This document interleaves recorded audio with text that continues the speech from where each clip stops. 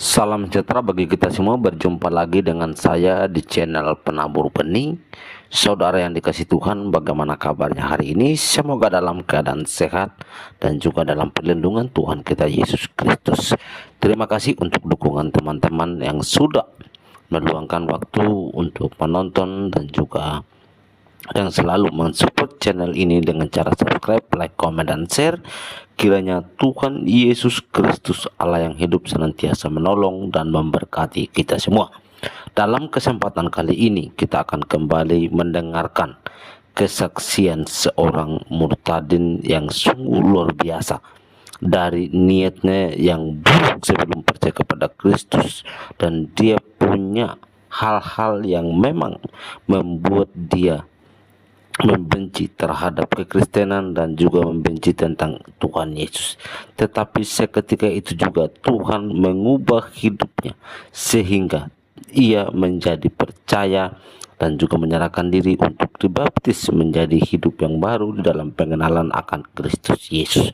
Karena itu, saudara yang dikasih Tuhan, mari kita menonton dan menyimak video ini dari awal sampai akhir sehingga teman-teman juga dapat diberkati dan nama Tuhan yang dipermuliakan. Berikut ini video kesaksian dari seorang murtadin.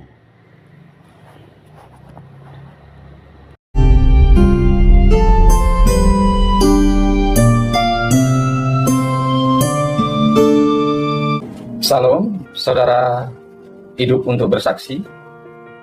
Nama saya Ali Umar. Saya berasal dari desa Padangkabau, Sibarue, Kecamatan Sungai Limau, Kabupaten Padang Pariaman, Sumatera Barat. Saya lahir dari keluarga Muslim, ibu bapak saya Muslim, dan saya akan menyaksikan di sini bagaimana saya bisa mengenal Tuhan. Dalam kesempatan ini saya akan pergunakan untuk menceritakan latar belakang saya. Masa lalu hidup saya sulit. Dan saya mengalami gangguan jiwa. Saya tadi itu tidak menyadari, saya pikir saya ini ada kelainan otak, saya mengalami kejang otak.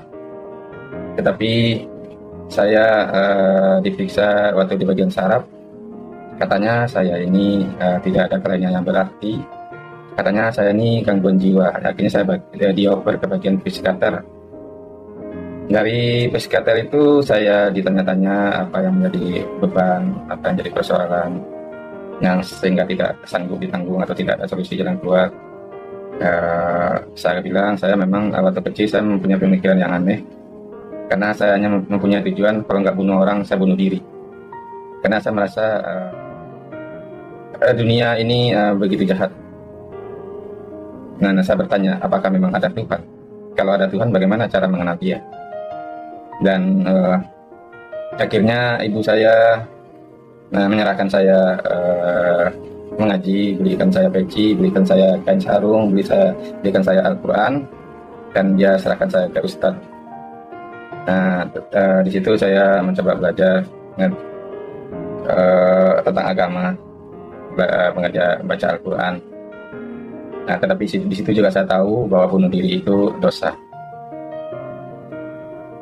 Tetapi saya dapat pengajaran bahwa saya berpikir kalau bunuh orang Kristen itu tidak berdosa, karena orang Kristen itu kafir. Saya ingin ingin mendapatkan, kan ibu saya memberi saya nama Ali Umar. Umar itu adalah pengikut Nabi, orang yang berjihad, orang yang berani, orang yang gagah berjihad di jalan Allah. Tetapi faktanya saya adalah orang yang sangat penakut, karena saya dari kecil selalu dibully, selalu diejek. Orang yang, karena ibu saya mengalami gangguan kejiwaan. Dia pernah bakar rumah, pernah potong anaknya, yaitu kakak saya, laki-laki 2 orang dipotong, disunat, langsung kemaluannya akhirnya meninggal dua-duanya. Satu kakak perempuan saya meninggal waktu ibu saya bakar rumah. Dan saya mencoba sungguh-sungguh bertobat kepada Tuhan. Jadi saya selalu ingin dalam hidup ini ialah saya auzubillahi minas syaitanir rajim. Moto saya adalah Bismillahi tawakkaltu alallahi la hawla wala quwata illa billah aliyul azim. Jadi saya hanya berlindung kepada Allah, dan saya hanya mau taat kepada Allah, dan sesuatu yang bukan dari Allah saya tidak mau terima. Karena secara kedokteran saya dibawa berobat secara kedokteran, secara supranatural saya dibawa juga ke kiai. Karena ponakan saya dan bos saya pernah mengajak saya, dia katakan ini ada kiai sakti. Tapi kalau ke dukun saya memang tidak mau, karena di agama saya yang saya yakini dulu, ke dukun itu juga sebenarnya juga syirik, tidak boleh. Tetapi kalau ke kiai, itu apalagi saya lihat dia sholat, kalau dia mau ngobatin dia sholat sunnah dulu. Saya pikir ini ya boleh lah saya dicoba. Tetapi waktu dia praktek, dia ngobatin orang, tetapi dia manggil-manggil roh-roh kayak apa ya, kuasa. Saya tidak berpikir tadi itu adalah kuasa gelap atau kuasa jahat, karena yang dipanggilnya ya kayak Prabu Kian Santang, Prabu Siliwangi, nenek saudara, nenek saudari. Tetapi bisa dipanggil sama dia, bisa diperintah sama dia, ongkosnya cukup, hanya ayat-ayat pendek dalam Al-Quran. Jadi karena moto saya ialah Bismillahi tawakkaltu alallahi la hawla wala quwata illa billah aliyul azim. Kalau sesuatu ini bukan dari Allah, biarlah itu tidak akan sampai kepada saya. Jadi semua orang yang datang ke situ dapat kayak keris pusaka, dapat permata, cincin permata, entah dari mana itu dibawa oleh roh itu. Bahkan dia bisa berkeliling ke ujung dunia, bahkan ke timur tengah sana mengambil batu-batu yang katanya bisa untuk panglaris, bisa untuk kayak ilmu kebal segala macam itu, untuk bisa ganteng jodoh, untuk menarik lawan jenis segala macam. Tetapi bagi saya katanya tidak ada yang pas, tidak ada yang cocok. Obat saya adalah katanya Al-Quran, dan dia juga mempunyai katanya ada tongkat dari gurunya, tongkat seperti apa ya, tongkat sakti gitu, hanya panjang sejengkal, tetapi bisa dengan doa dia bisa panjang, bahkan dia bisa memecahkan kepala. Jadi saya mencoba ikutin sarannya, dan karena saya ingin tobat, dan saya mencoba kayak menjalankan rukun agama seperti sholat, seperti puasa, dan saya juga tengah malam saya tahajud. Karena salah satu syarat untuk tahajud ya kita tidur dulu, dan setelah jam 24 lewat lah, sekitar jam 1 sampai jam subuh nanti, kita itu ada waktu untuk kita sholat tahajud, dan kita bermohon, bermunajat kepada Allah, supaya, karena saya merasa apakah saya ini tidak layak atau memang tidak pantas untuk menghadap Allah, karena katanya saya ini orang tertutup, orang yang kena santet ibu saya, kena ini sampai 7 turunan, saya akan mewarisi penyakit yang dialami ibu saya. Tetapi waktu di rumah sakit, karena saya di bagian saraf, katanya nggak ada kelainan yang berat apa-apa, saya dioper ke bagian sakit jiwa. Di rumah sakit jiwa itulah saya ditanya-tanyain apa gitu. Saya memang pernah mengatakan saya ingin bunuh diri gitu. Ya kalau nggak bunuh diri ya bunuh orang gitu. Tetapi itu saya takut dosa. Kalau saya bunuh diri pasti masuk neraka, kata saya gitu. Pada waktu itu ada seorang, bukan dokter utama tetapi mahasiswi, masih praktek dokter pada waktu itu. Dia mengatakan begini, kalau begitu kamu disayang Tuhan dong, katanya gitu. Saya tidak pernah saya berpikir saya ini disayang Tuhan gitu, karena saya dari keluarga yang begitu terhina gitu, karena ibu saya mengalami begitu, dan saya akan mewarisi itu katanya sampai 7 turunan. Saya selalu diejek di kampung itu anak orang gila gitu. Jadi saya merasa tumbuh dalam keadaan minder gitu. Jadi itu waktu mahasiswi ini ngasih resep ke saya, dia bercerita, sebenarnya masalah saya dengan kamu itu tidak jauh beda, tapi saya suka berdoa, katanya gitu. Oh iya, saya juga begitu ya, saya suka berdoa juga. Mungkin ini cobaan dari Allah, saya bilang. Tapi dia katakan Allah tidak mencobai manusia dengan yang jahat, katanya. Saya Katolik, katanya. Hah? Nggak salah itu, saya bilang gitu. Karena saya meyakini agama yang benar itu, agama yang diridhoi Allah itu ya Islam. Bagaimana, setuju nggak kita cari kebenarannya? Saya bilang begitu. Nah, katanya ya boleh, katanya gitu. Akhirnya saya minta alamatnya. Waktu itu saya tinggal di Pairon Lama, dia tinggal di Grogol. Akhirnya saya datangi dia ke rumahnya. Saya bawakan buku 3 nama besar di dunia, yaitu Yesus, Maria, dan Muhammad. Bagaimana seorang pastor masuk Islam, menemukan jalan Allah. Dan saya mempercayai Isa Al-Masih tidak lebih dari sekedar nabi. Karena di kitab suci saya mengatakan Wallahu ahad, Allahu samad, lam yalid wa lam yulad, lam yakul lahu kufuwan ahad. Bahwa Allah tidak beranak dan dia tidak diperanakan. Allah Maha Suci daripadanya itu. Akhirnya dia coba menerangkan keyakinan dia tentang Tritunggal. Saya sebagai bapak, saya sebagai anak dalam besar saya, dan saya sebagai karyawan di tempat kerjaan saya. Walaupun saya mempunyai 3 posisi, toh saya hanya tetap saya sendiri gitu. Seperti itulah keyakinan saya, keyakinan dia, mereka yang orang Katolik ini tentang Kristen, tentang imannya gitu. Nah, tetapi walaupun dia mengatakan seperti itu, saya tetap tidak bisa menerima keyakinan dia, karena saya sudah berpatokan bahwa pokoknya kullallahu ahad, bahwa Allah tidak bisa menyerupai apapun, dan dia tidak beranak dan tidak diperanakan. Akhirnya karena saya sama dia tidak bisa sepakat, karena saya mengasih dia buku, dia mengasih saya Alkitab. Dan karena dia bilang mungkin kita dalam hal ini kita tidak bisa sepakat atau tidak bisa bertitik temu, tetapi kan kita masih bisa berteman, katanya gitu. Nah, saya setuju karena saya melihat hidupnya sangat sangat tulus, sangat baik, dan saya pun sebagai seorang muslim ingin hidup seperti dia itu. Kok hidupnya bisa lebih baik, lebih suci dari saya. Nah, itulah yang akhirnya kitab yang dikasih itu saya terima. Waktu saya balik, karena waktu itu dia tinggal di Grogol, saya tinggal di Grogol Lama. Kebetulan saya pulang sebelum sholat zuhur, sebelum jam 12 pas sholat zuhur saya melewati Istiqlal. Saya tinggal di Masjid Istiqlal karena saya juga waktu di kampung saya ingin sekali sholat di Masjid Istiqlal. Dan setelah saya sholat zuhur, saya nyebrang ke Taman Monas.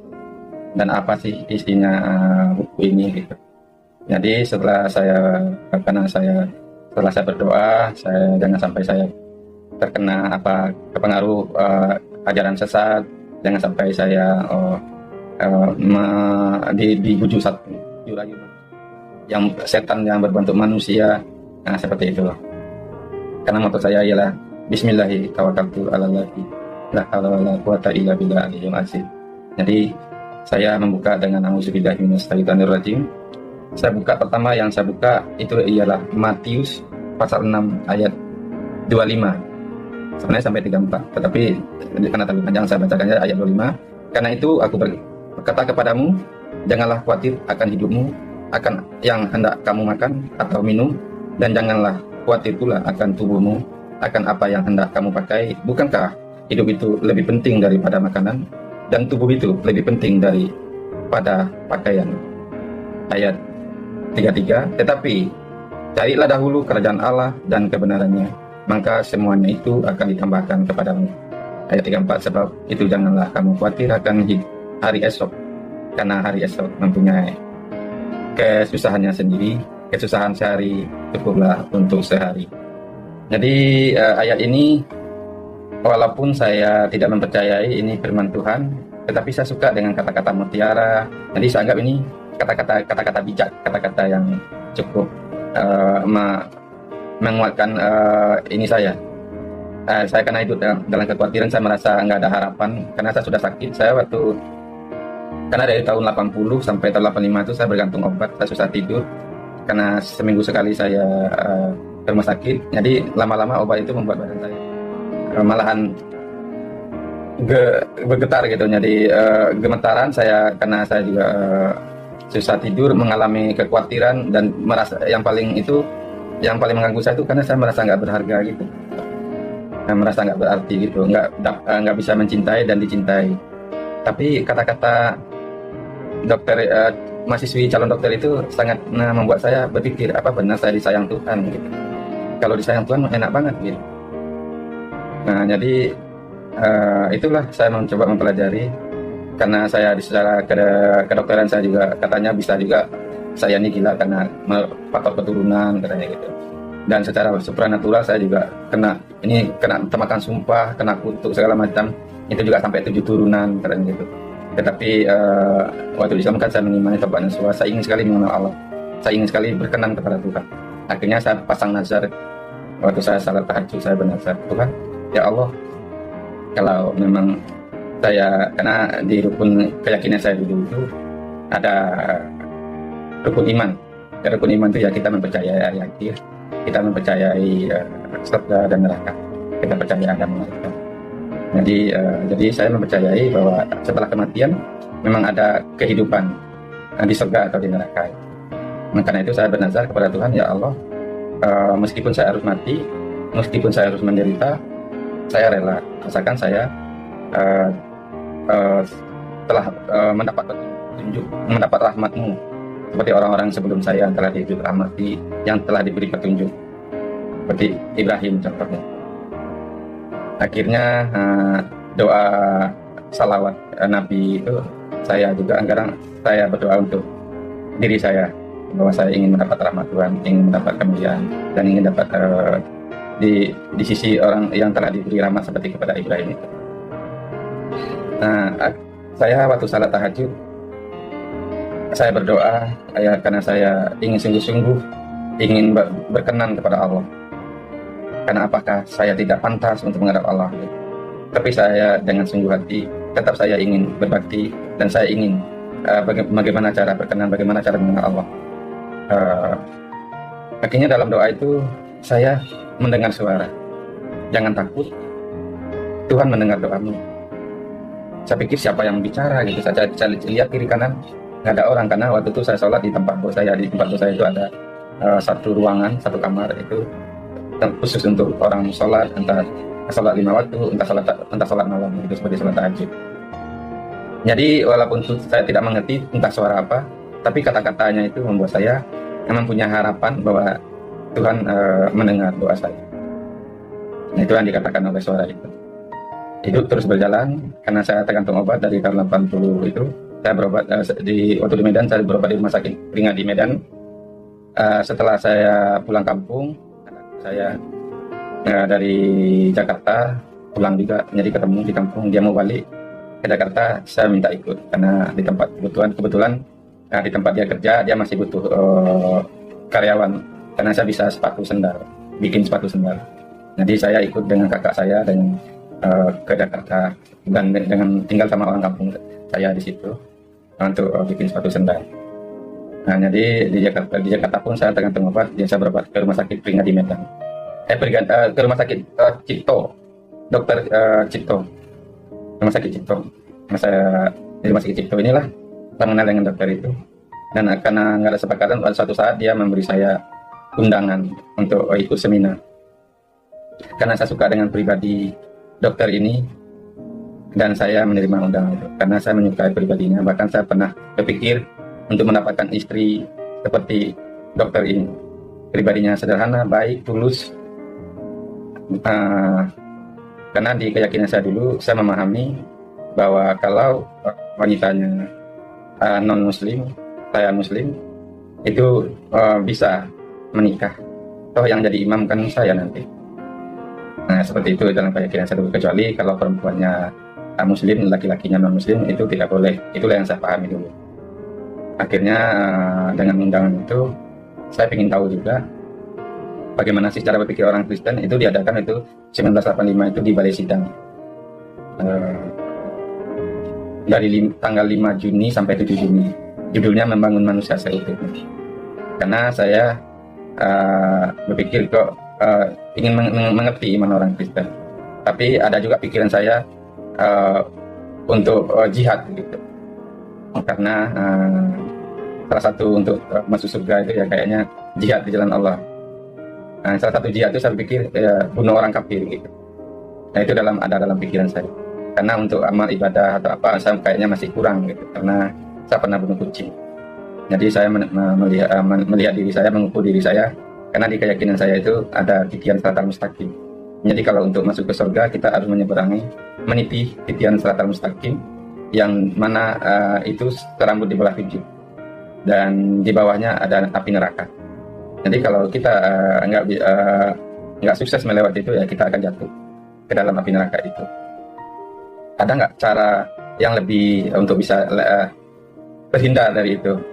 Salah satunya ya taubat nasuha dan ingin mendapatkan Lailatul Qadar. Dan saya ingin sekali mendapatkan rahmat 1000 bulan, yaitu malam Lailatul Qadar. Saya ingin sekali mendapatkan itu. Nah, jadi setiap kalau bulan puasa katanya turun Lailatul Qadar itu di 15 hari ke bawah gitu, acil. Nah, entah di hari-hari ganjil gitu. Nah, jadi saya mencoba mendapatkan Lailatul Qadar. Saya ingin mendapatkan rahmat 1000 bulan. Tetap tidak ada yang akhirnya saya dapatkan. Mungkin saya berpikir, wah, mungkin orang tertentu yang mungkin bisa dapat itu. Nah, itulah dalam pemahaman saya.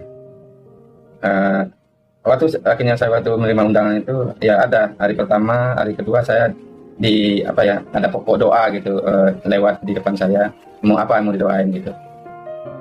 Tapi saya berpikir karena daripada saya ribet, ya udah satu beli saja. Saya ingin mengerti Tritunggal gitu. Itu yang saya masukkan dalam kotak doa.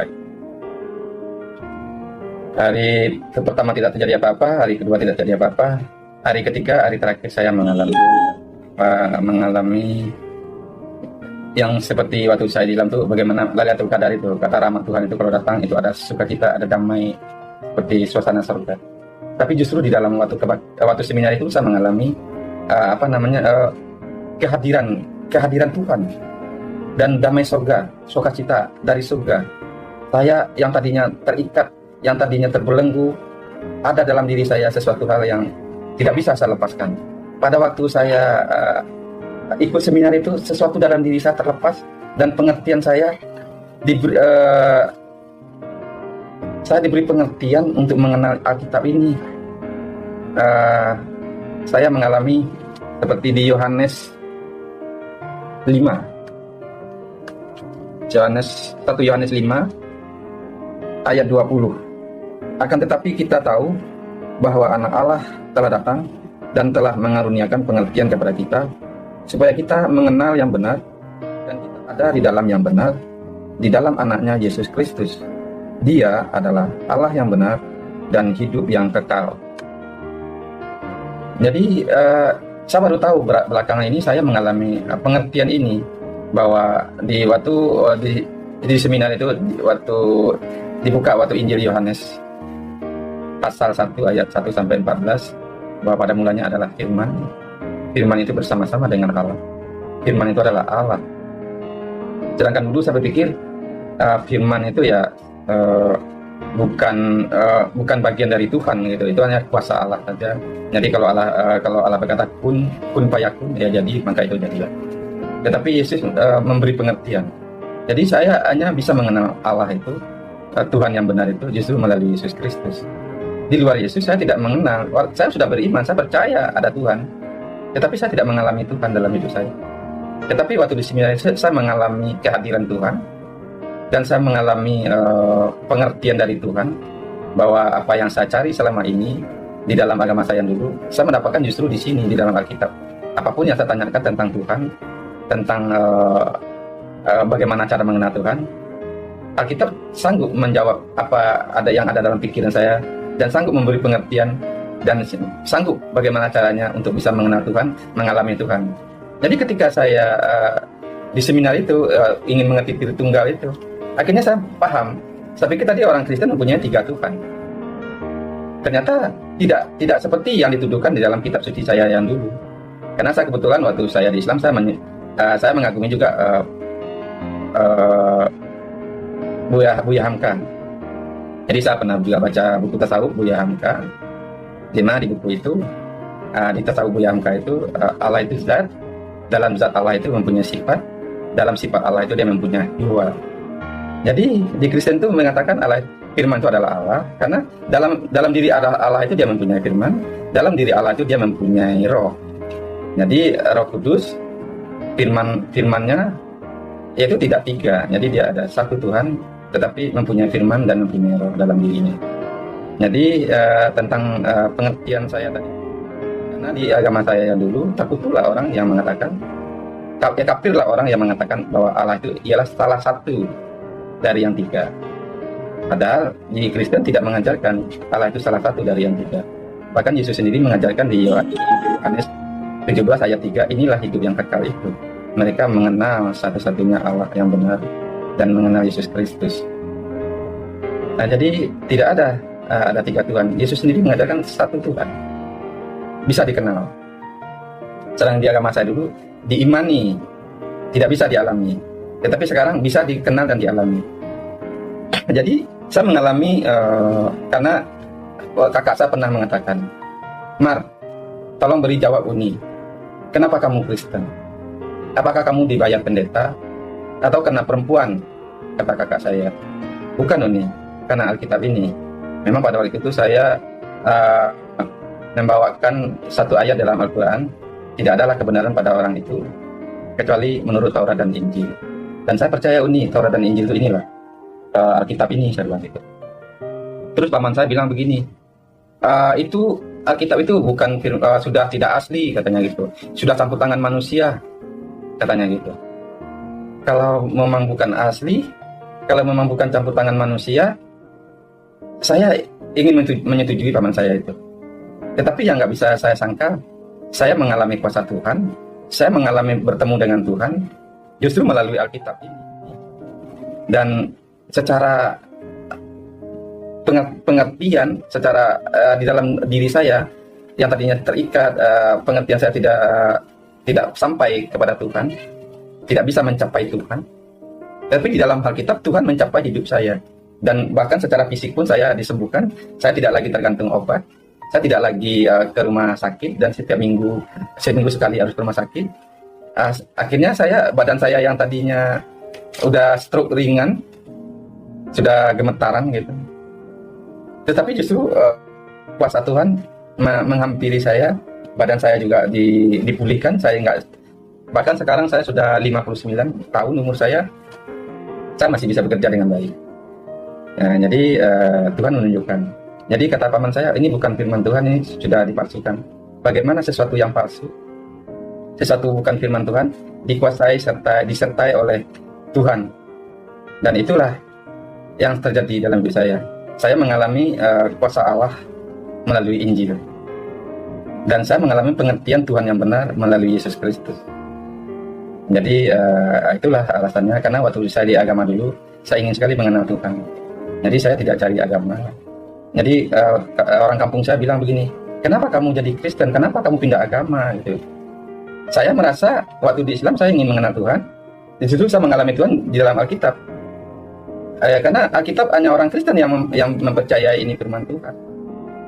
Ya itulah makanya saya disebut Kristen, karena akhirnya saya mengikut Kristus. Karena di dalam Yesuslah berkat Tuhan, rahmat Tuhan itu saya terima. Jadi bagi saudara-saudara saya yang Muslim dan orang kampung, orang desa, orang Uni, Niniak Mama, orang kampung, kalau melihat kesaksian saya ini, kenapa saya Kristen? Karena saya mengalami kuasa Tuhan melalui Alkitab. Jadi kalau dikatakan Alkitab ini bukan firman Tuhan, dan saya justru mengalami kuasa Tuhan melalui Alkitab ini, bukan melalui Al-Quran. Saya sudah mencoba, seperti yang dikatakan oleh Kiai saya itu, bahwa obat saya Al-Quran. Saya sudah mencoba menaati apa yang ada di situ. Tetapi tidak terjadi apa-apa pada diri saya. Tetapi ketika saya ikut seminar, waktu firman Tuhan diberitakan, kuasa Allah bekerja dalam diri saya. Dan secara supranatural, saya juga, kalau di Islam itu saya mendapat hidayah, itu mendapat pengertian tentang Tuhan. Mendapat menerima ketika saya percaya, dimeterai oleh Roh Kudus. Roh Tuhan sendiri, dengan Roh Kudus itu saya mengerti siapa Tuhan yang benar. Karena di dalam Yesus, seperti di 1 Yohanes 5 ayat 20 itu, saya berada di dalam yang benar, yaitu di dalam Yesus Kristus.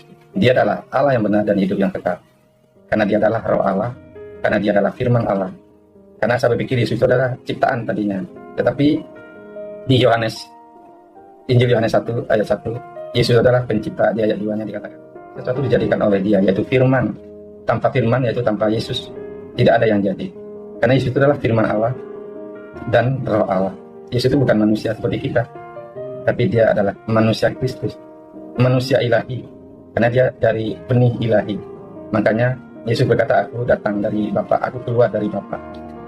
Yesus itu datang dan keluar dari Allah, karena dia ada dalam diri Allah, karena dia ada dalam diri Tuhan. Makanya dia menjadi manusia disebut anak Allah, karena dia keluar dari Tuhan. Jadi Allah itu disebut Bapa, Yesus disebut Firman, karena dia diutus ke dunia ini menjadi juru selamat manusia. Jadi bukan nabi, bukan melalui nabi-nabi Tuhan menyelamatkan, tetapi melalui Firman, melalui Allah sendiri datang dalam wujud manusia Kristus untuk menjadi juru selamat. Dan saya butuh itu, karena Lailatul Qadar tidak mampu menyelamatkan saya, amal saya tidak mampu menyelamatkan saya, tetapi Yesus lebih dari mampu. Yesus bisa memberi hidup yang kekal kepada saya. Dia bisa memindahkan saya dari maut kepada hidup yang kekal. Dia bisa membenarkan saya, menyucikan saya. Bahkan saya yang dibenarkan oleh darah Yesus, saya pasti diselamatkan dari murka Allah yang akan datang. Jadi sekarang saya tidak perlu lagi khawatir untuk jatuh di titian Siratal Mustaqim, karena saya mempunyai Yesus, jalan kebenaran dan hidup. Untuk saya bisa sampai ke Bapa, yaitu sampai kepada Tuhan, sampai ke surga. Jadi saya sampai ke surga bukan melalui titian Siratal Mustaqim, tetapi saya sampai ke surga melalui Yesus Kristus yang telah menjadi juru selamat saya, yang telah membenarkan saya. Itulah sebabnya saya jadi Kristen.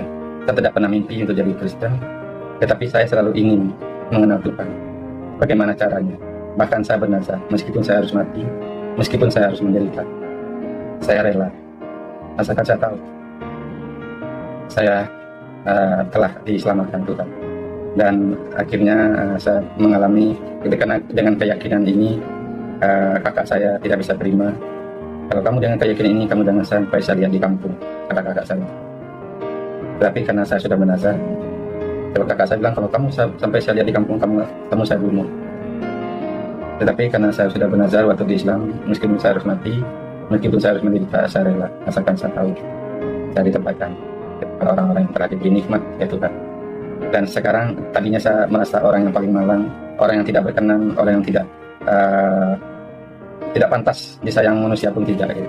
Tetapi kata-kata mahasiswi calon dokter pada waktu itu, katanya saya disayang Tuhan, dan dia berdoa untuk saya berdoa untuk kamu, sekalipun supaya kamu mengalami kasih Tuhan, betapa dalamnya kasih itu, betapa tingginya kasih itu, betapa panjangnya, betapa lebarnya kasih Tuhan itu, sekalipun melampaui akal dan pikiran kamu.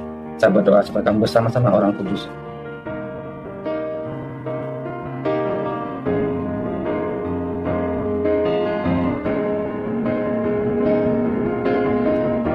bersama orang-orang kudus mengalami kasih itu.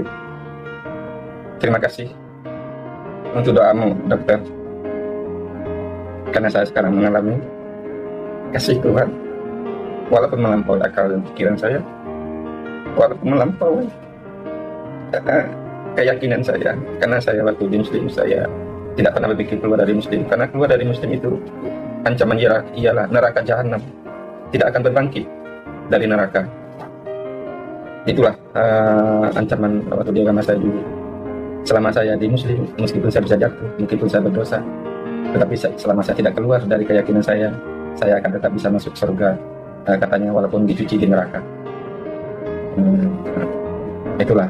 Tetapi kasih Tuhan di dalam Yesus Kristus yang melampaui akal pikiran saya. Apa yang tidak pernah saya pikir, saya tidak pernah berpikir menjadi Kristen, tetapi Yesus yang adalah juru Mesias.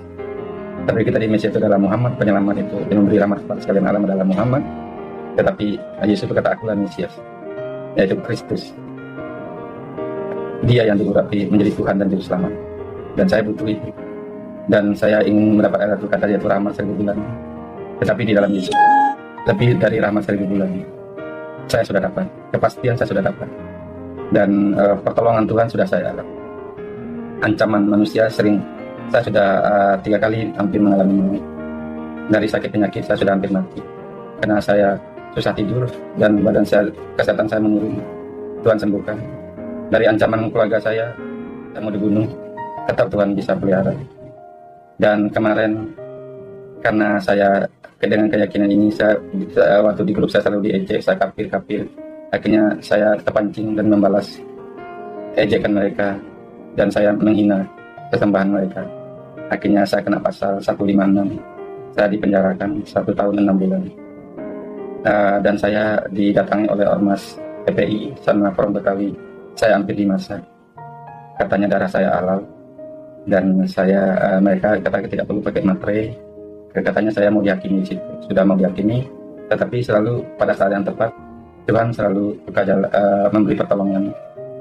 Saya tidak tahu siapa orang yang nelfon saya pada waktu itu. Kamu Umar ya? Iya.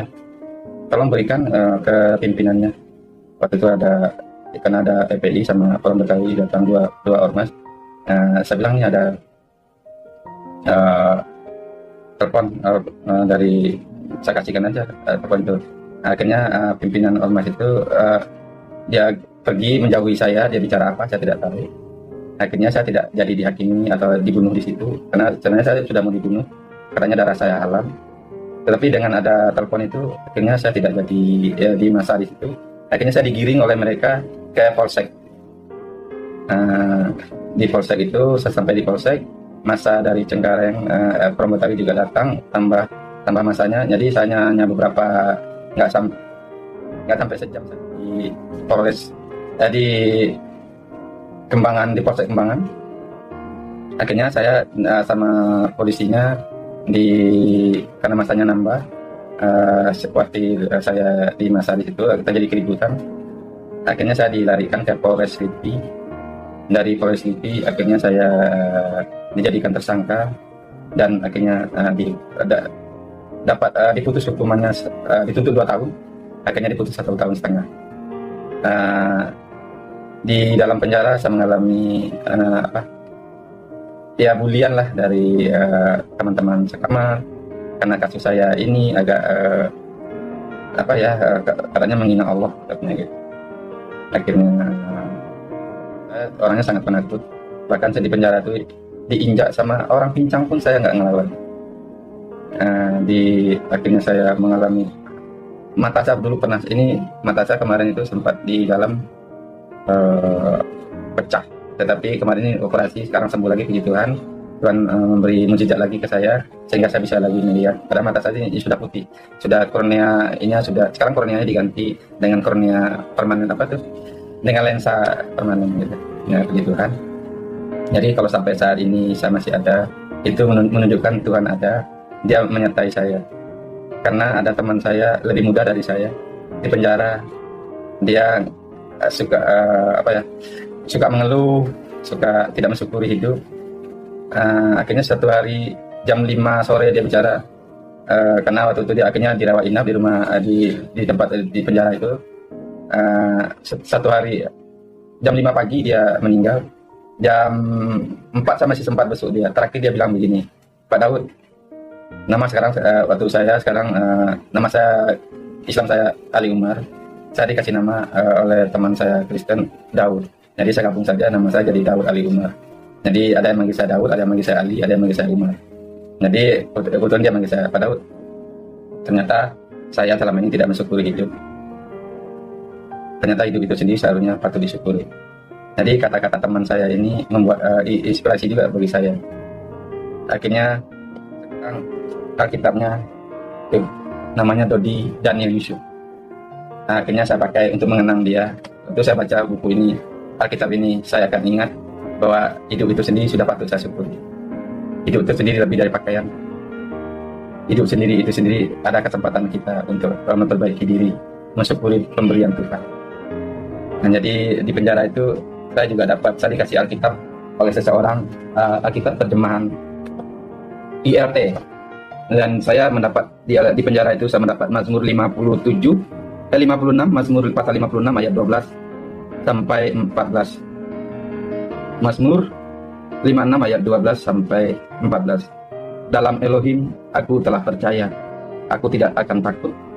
Apa yang dapat manusia lakukan kepadaku? Janjimu ya Elohim ada padaku. Aku akan membayar persembahan syukur kepadamu. Sebab engkau telah membebaskan nyawaku dari kematian.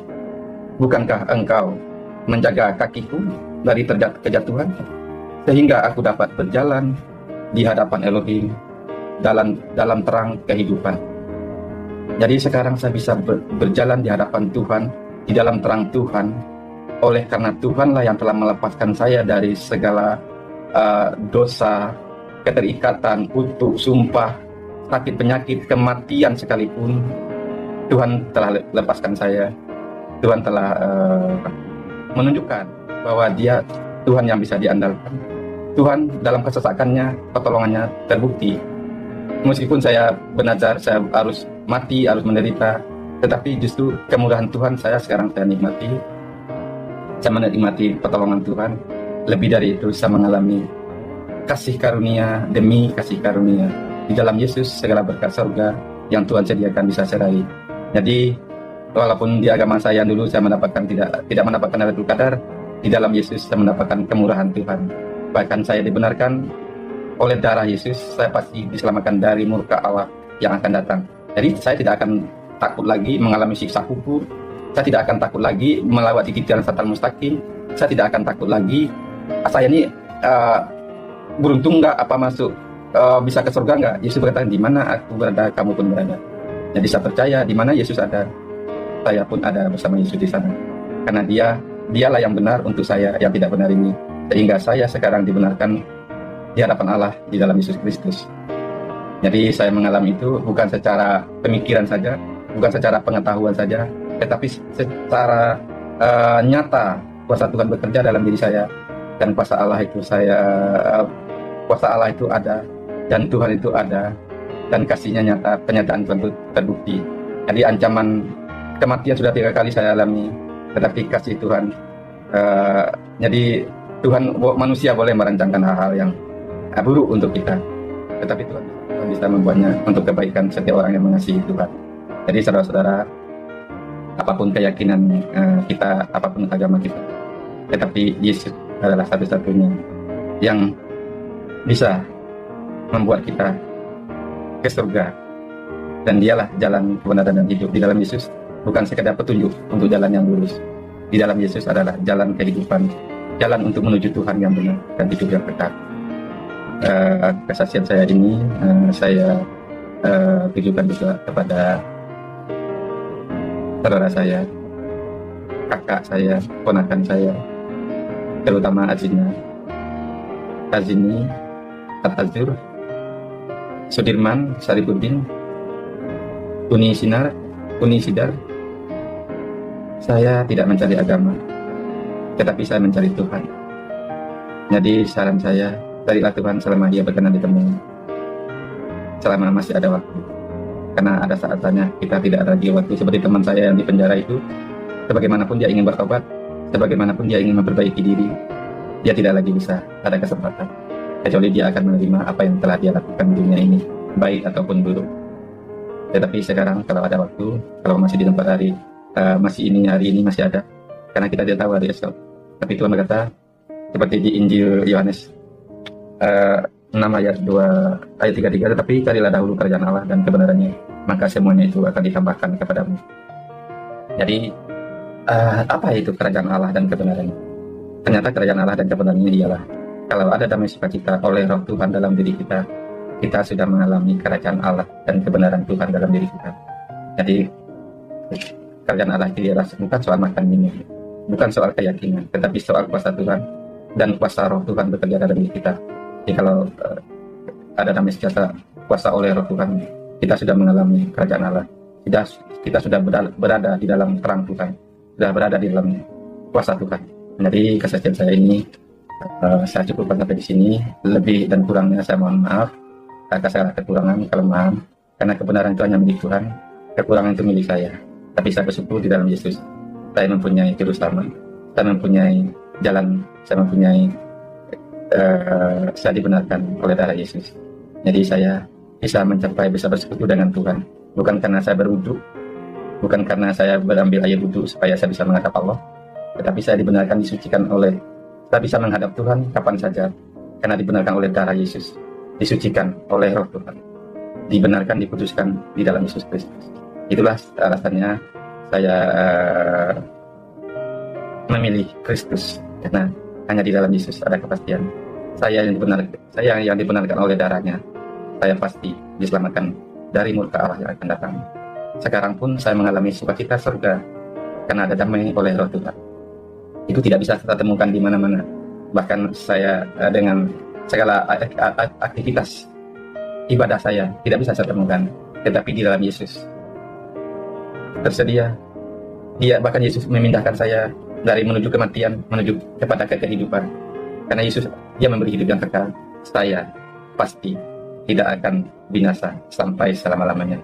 Terima kasih Tuhan Yesus, terima kasih Bapa, terima kasih Roh Kudus. Di dalam Yesus Kristus saya menerima berkat Tuhan. Semoga ini bermanfaat untuk yang lain. Terima kasih untuk saudara-saudara sahabat untuk bersaksi. Terima kasih Tuhan memberkati. Haleluya. Demikian video kesaksian yang kita sudah dengarkan secara bersama-sama. Kesaksian ini yang sangat luar biasa sekali, di mana ia menyampaikan pengalaman spiritualnya bersama dengan Kristus, dan ia mengalami perubahan yang luar biasa. Orang yang sakit disembuhkan melalui kuasa darah Tuhan kita Yesus Kristus. Makanya jangan sampai terlambat ketika kita percaya kepadanya, karena dia adalah Allah yang berkuasa baik di bumi maupun di sorga. Dan dia juga adalah Allah yang tidak bisa dibatasi oleh ruang dan waktu, apalagi dibatasi oleh manusia. Apa yang Tuhan pikirkan tidak sama dengan apa yang manusia pikirkan.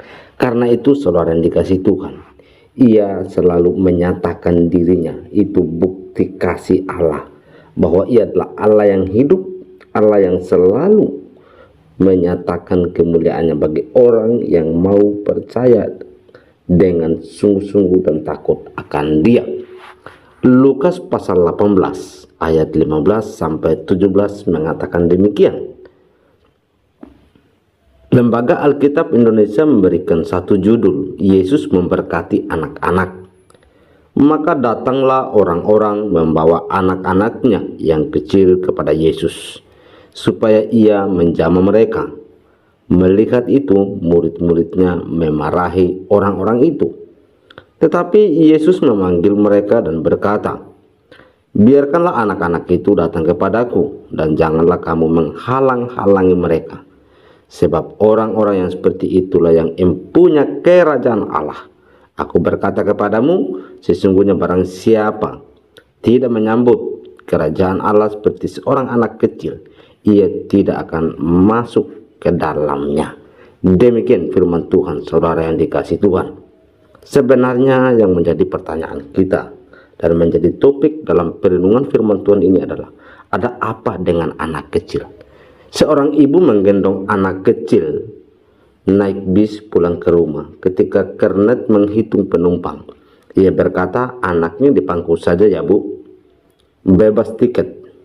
Umumnya anak kecil sering dianggap lemah, belum mengerti apa-apa, masih bergantung pada orang tua, belum dianggap penting dalam lingkungan sosial, bahkan kehadirannya tidak dihitung.